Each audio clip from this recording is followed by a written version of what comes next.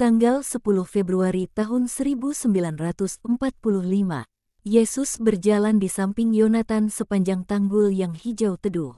Para murid ada di belakang berbicara satu sama lain di antara mereka.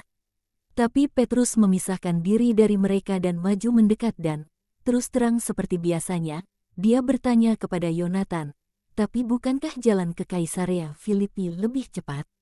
Kita telah mengambil jalan yang ini. Tapi kapankah kita akan tiba? Kau menempuh jalan itu bersama nyonyamu, benar kan? Dengan seorang yang sakit aku berani mengambil resiko apapun. Tapi kau harus sadar bahwa aku adalah warga istana Antipas, dan Filipus sesudah perzinahan kotor itu, tidak mengakui warga istana Herodes. Kau tahu, aku tidak takut untuk diriku sendiri. Tapi aku tidak ingin menimbulkan masalah bagi kalian, dan teristimewa bagi guru, dan membangkitkan musuh-musuh bagi kalian. Di wilayah kerajaan Filipus, sabda dibutuhkan, sama seperti di wilayah kerajaan Antipas, dan jika mereka membenci kalian, bagaimana kalian dapat melakukannya? Dalam perjalanan balik kalian dapat lewat jalan ini, jika kalian lebih menyukainya. Aku memuji kebijaksanaanmu, Yonatan. Tapi kembalinya, aku bermaksud lewat wilayah Fenisia, kata Yesus. Mereka diliputi kegelapan sesat. Aku akan berseru di wilayah-wilayah perbataan demi mengingatkan mereka bahwa ada terang. Apakah kau pikir Filipus akan melampiaskan dendamnya pada seorang hamba atas kesalahan yang diperbuat saudaranya? Ya, Petrus, mereka berdua sama saja. Mereka dikuasai oleh insting terendah dan mereka tidak membuat perkecualian. Mereka seperti binatang, bukan manusia, percayalah padaku. Dan meski begitu dia seharusnya suka terhadap kita, yakni, terhadap ia, yang adalah sanak Yohanes. Bagaimanapun Yohanes berbicara dalam namanya dan atas namanya, apabila dia berbicara dalam nama Allah. Dia bahkan tidak akan menanyakan kepadamu dari mana kau berasal atau siapakah engkau. Jika kau terlihat bersamaku, jika dia mengenali aku atau jika aku ditunjukkan kepadanya oleh seorang musuh rumah tangga Antipas sebagai pelayan dari prokurator, sama dengan wali negeri, maka kau akan langsung dijebloskan ke dalam penjara. Andai kau tahu betapa banyak lumpur di sana di balik jubah-jubah ungu. Balas dendam, penyalahgunaan kekuasaan, pengkhianatan, percabulan, perampasan adalah makanan dari jiwa mereka. Jiwa. Baiklah, biarlah kita mengatakannya demikian. Aku pikir mereka tak punya jiwa lagi. Kau dapat lihat, berakhir dengan baik. Tapi mengapakah Yohanes dibebaskan? Sebab perseteruan di antara dua pegawai istana. Yang satu, demi menyingkirkan yang lain, yang sangat disayangi oleh Antipas hingga Yohanes ditempatkan dalam pengawasannya, demi sejumlah uang membuka penjara pada waktu malam. Aku pikir dia pastilah sudah melumpuhkan indera rivalnya dengan anggur yang dibubuhi obat, dan keesokan paginya, orang yang malang itu dipenggal kepalanya menggantikan pembaptis yang telah meloloskan diri. Menjijikkan, aku katakan, dan tuanmu tinggal di sana. Dia kelihatannya seorang yang baik, ya, tapi dia tak dapat melakukan yang sebaliknya. Ayahnya dan kakeknya dulu di istana Herodes Agung, dan putranya terpaksa berada di sana. Dia tidak setuju, tapi dia hanya dapat menjauhkan istrinya dari istana yang jahat itu. Tak dapatkah dia mengatakan, kau menjijikkan, dan pergi? Dapat, tapi, meski dia sangat baik, dia belum dapat melakukan tindakan macam itu. Itu akan nyaris berarti mati.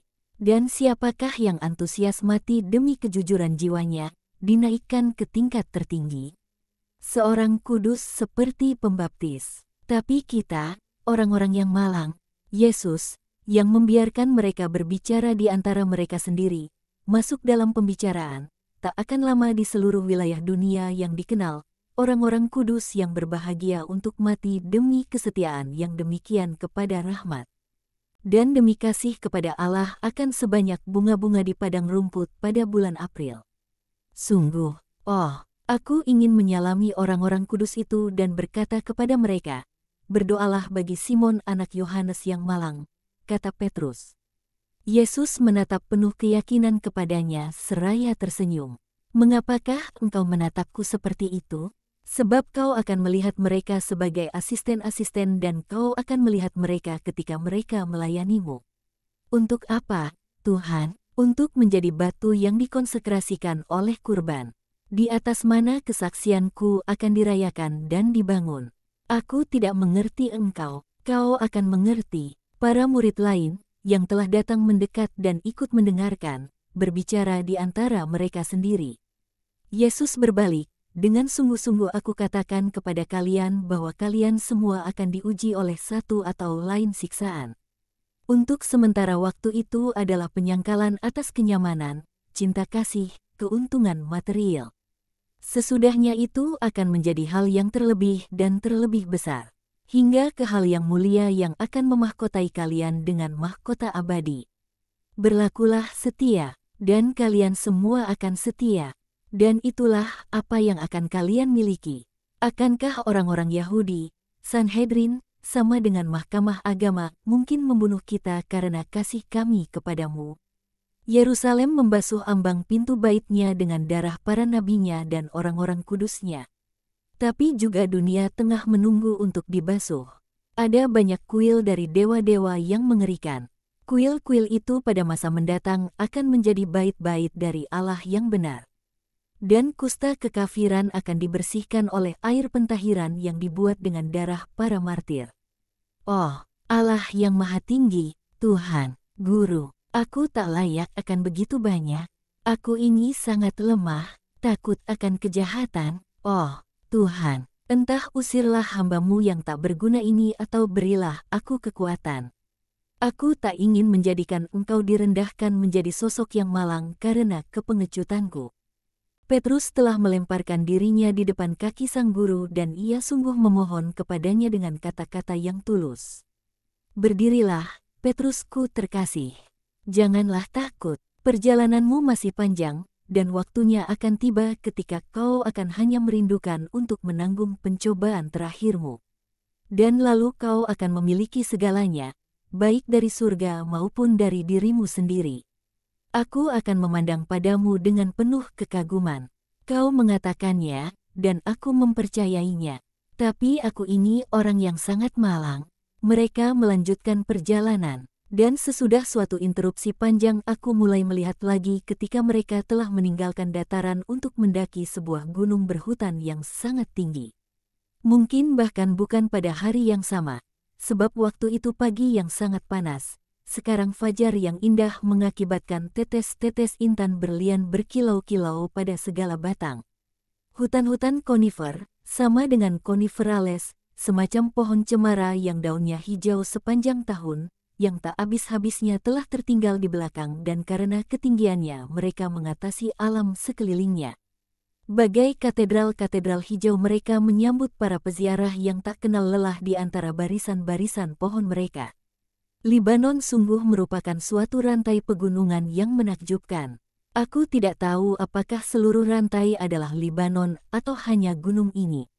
Aku tahu bahwa aku dapat melihat rangkaian pegunungan yang berhutan lebat muncul dalam suatu keruwetan di tempat tinggi, punggung-punggung bukit dan jurang-jurang, lembah-lembah dan plato, sepanjang mana aliran-aliran air yang deras bagai pita-pita perak biru kehijauan yang berkilau mengalir dan lalu jatuh ke lembah-lembah. Segala macam burung memenuhi hutan-hutan konifer dengan kicauan mereka dan terbang mereka, dan udara pagi semerbak dengan harum damar.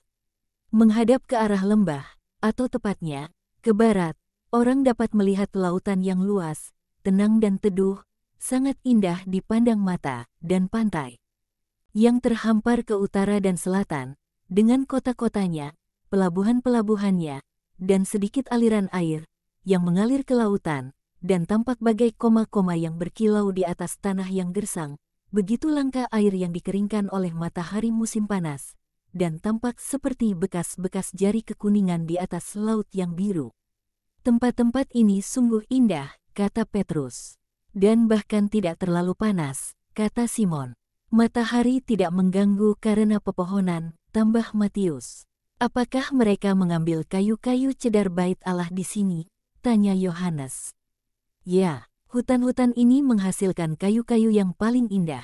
Majikan Daniel dan Benyamin memiliki banyak hutan juga kawanan besar ternak.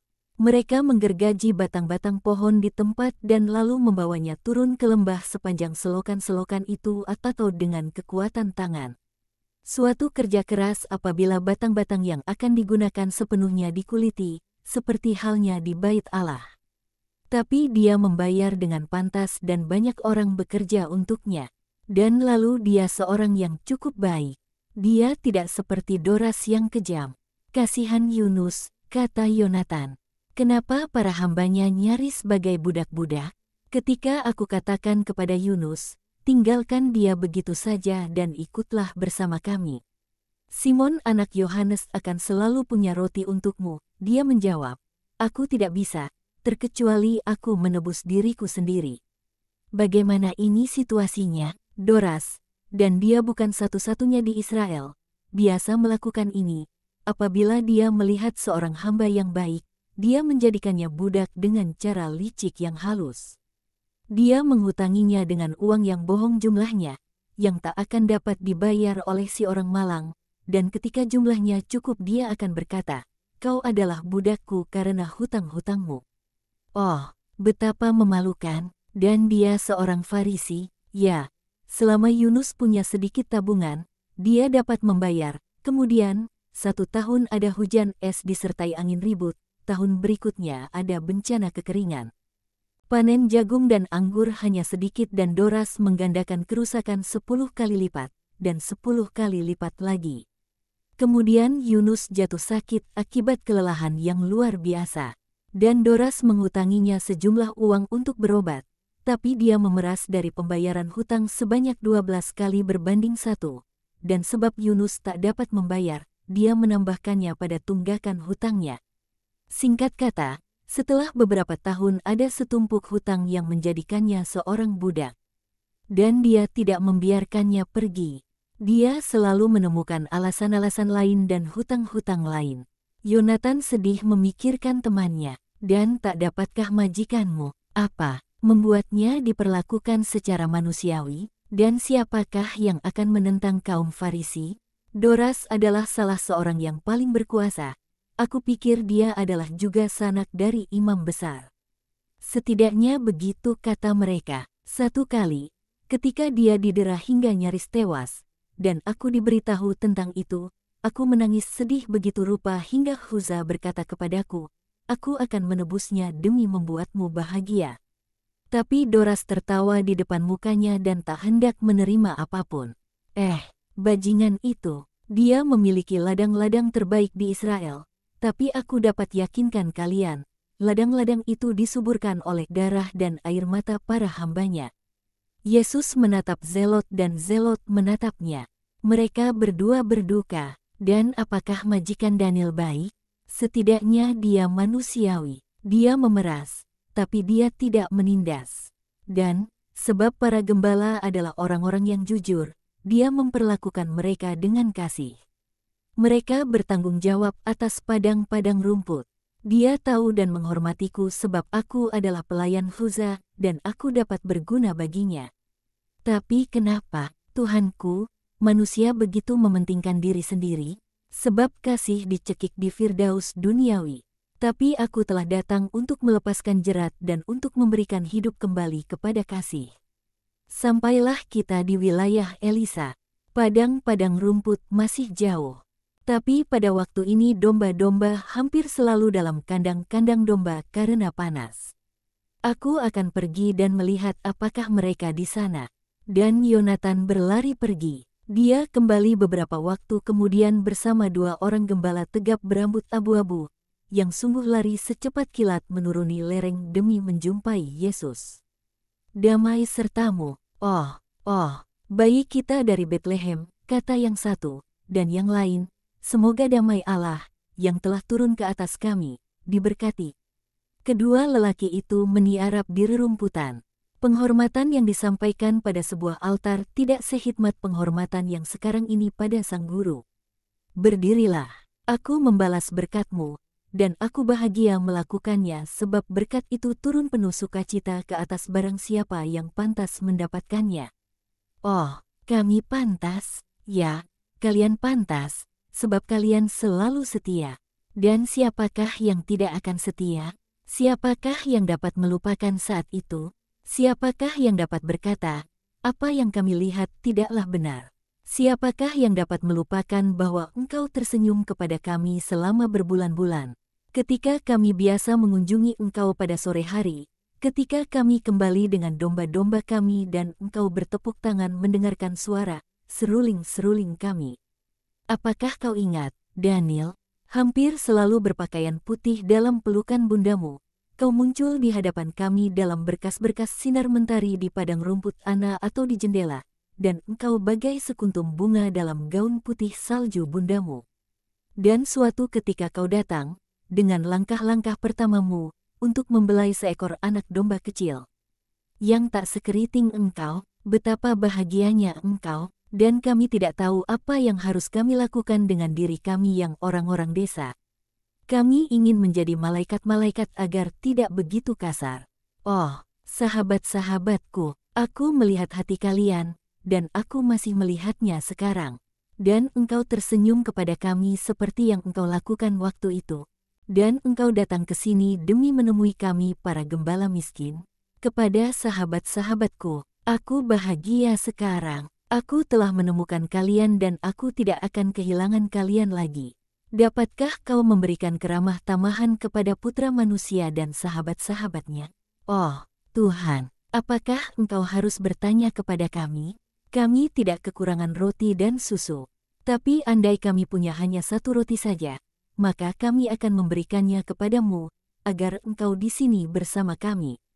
Benar begitu, Benyamin, kami akan memberikan hati kami kepadamu sebagai makanan. Betapa kerinduan kami akan Tuhan. Kalau begitu, mari kita pergi. Kita akan berbicara mengenai Allah dan mengenai keluargamu, Tuhan. Yosef, sangat baik. Maria, oh, iya, sang bunda. Lihat, amatilah Narsisus, sama dengan semacam bunga bakung yang berembun ini. Indah dan murni dan puncaknya bagai sebuah bintang berlian.